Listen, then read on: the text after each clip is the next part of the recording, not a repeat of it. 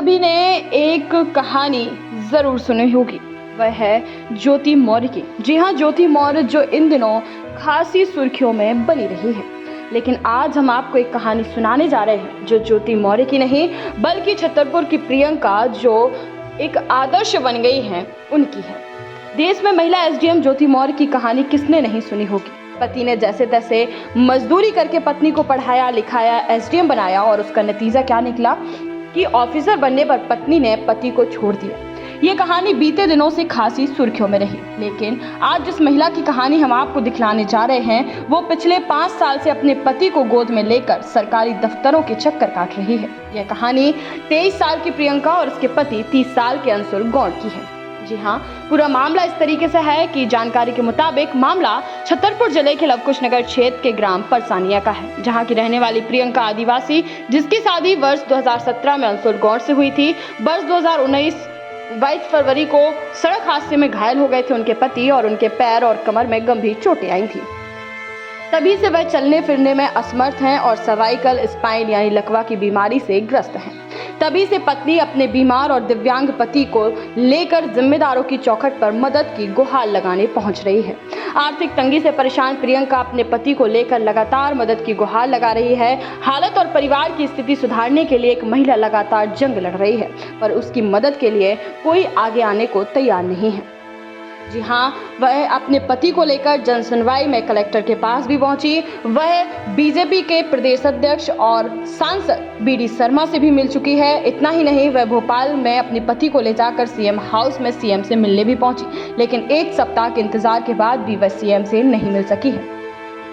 जानकारी के मुताबिक प्रियंका काफी कर्ज में भी आ चुकी है और 1,30,000 रुपए वह कानपुर लेकर पहुंची थी अपने जेवरात बेचकर, और उसने अपने पति का इलाज कराया। लेकिन जैसे ही पैसे खत्म हो गए वह लौट कर छतरपुर आ गई।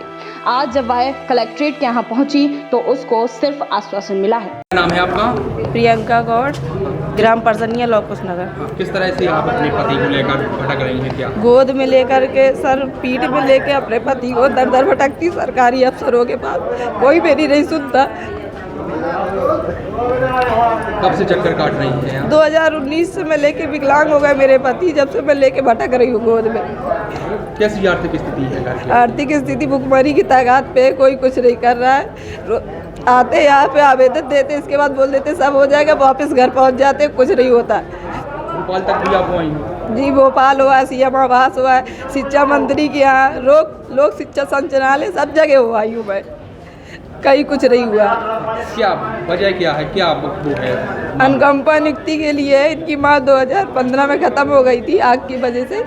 इसके बाद हम ऐसे ही लेके भटकते, कोई नहीं कुछ करता भाई।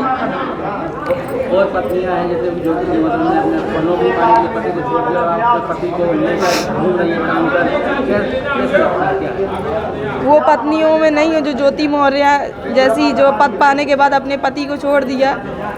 मैं तो अपने पति, मेरे लिए सब कुछ है, मेरे लिए मेरा पति, मैं लेके भटकती जब तक वो जी हुई थे, मेरे लिए वो आई है।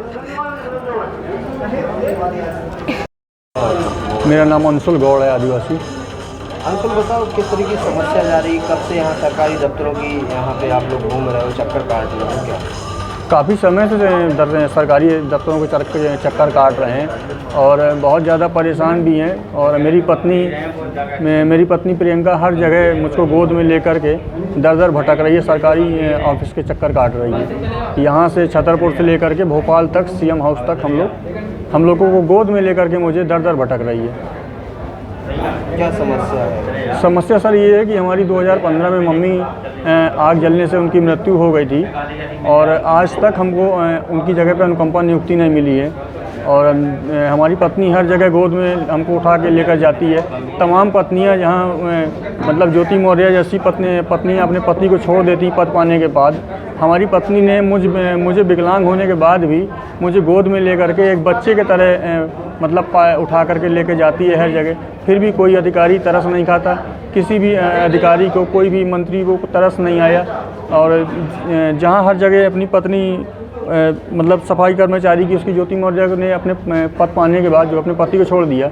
मेरी पत्नी दिन रात मेरी सेवा में लगी रहती है। मेरी पत्नी मेरी बहुत मदद करती है और मैं शासन प्रशासन से और सरकारी कर्मचारी जो हमको मतलब भगा देते हैं, मैं उनसे यही विनती करूँगा कि मेरी आर्थिक स्थिति बहुत ख़राब है और मुझे मेरी माँ की जगह पर अनुकंपा नियुक्ति दें ताकि मेरे परिवार का भरण पोषण चल सके, क्योंकि मेरे परिवार में 2 अभी अविवाहित बहनें हैं जिसकी मुझे शादी भी करनी है और हम हैं पति पत्नी हैं।